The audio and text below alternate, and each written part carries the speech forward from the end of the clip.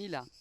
D'ordinaire, quand il nous annonce « Les enfants, nous avons quelque chose à vous dire », je ne sais pas pourquoi, mais je m'attends toujours au pire. D'autant plus que, cette fois, mon père ajoute à l'intention de Bianca. « À vous aussi, Bianca, si vous voulez bien rester 1 minute. » Voilà, dit maman, nous allons recueillir... Accueillir, corrige papa. Elle lui adresse un sourire crispé avant de poursuivre. Nous allons accueillir chez nous un... Elle regarde papa tandis que l'inquiétude me saisit. Car il est fort peu probable qu'il s'agisse d'accueillir ou de recueillir chez nous un SDF, un migrant, un sans-papier ou même un chien perdu sans collier. Non, pas trop le genre de la maison. Un jeune handicapé, lâche maman en devenant cramoisie. Je lance à mon petit frère Ruben un regard consterné. Mais lui n'a pas l'air de mesurer l'ampleur de la catastrophe qui s'annonce. Quant à Bianca, égale à elle-même, elle ne cille pas.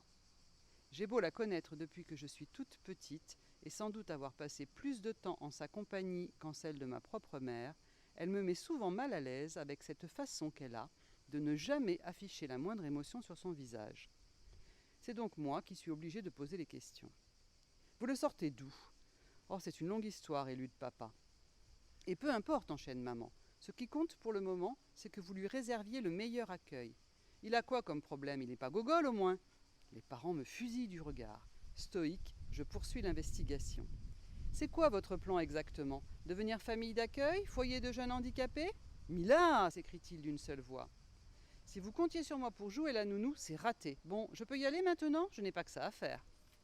Je les laisse planter là, tous les 4, et remonte dans ma chambre, passablement énervée. Non, carrément énervée, mais aussi étonnée par cette décision qui me semble avoir été prise à la va-vite, sans qu'on en ait discuté, sans jamais que le sujet ait été abordé avec Ruben et moi. D'autant que ce n'est pas vraiment le genre de mes parents. L'humanitaire, le bénévolat, les bonnes œuvres. Il y a donc bien quelque chose qui se cache derrière tout ça. Mais quoi ? Bianca.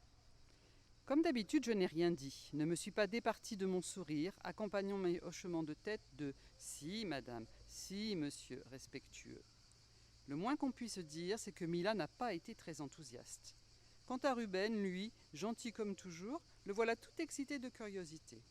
« Chère Bianca, vu la réaction de mes enfants, dit madame, nous comptons sur vous pour... » Elle cherche ses mots, visiblement.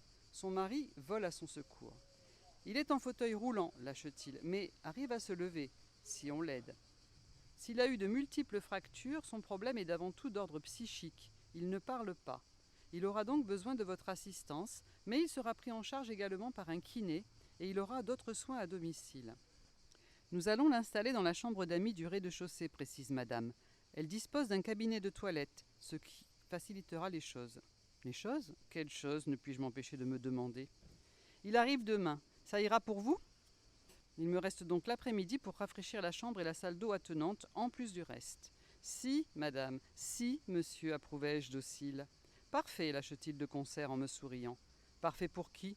Quel drôle de gens quand même. Lui est trop pris par ses affaires, et elle, je ne la vois pas beaucoup plus. Elle est prof de yoga et donne des cours et des conférences un peu partout. Ils aiment leurs enfants, cela ne fait aucun doute.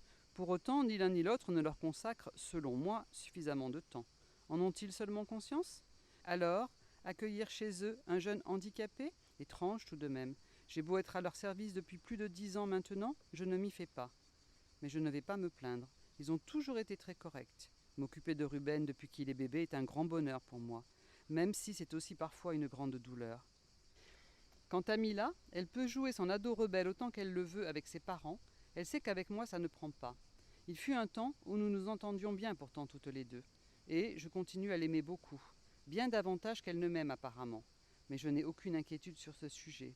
Mila, tout comme les autres membres de cette famille, est au fond quelqu'un de foncièrement gentil.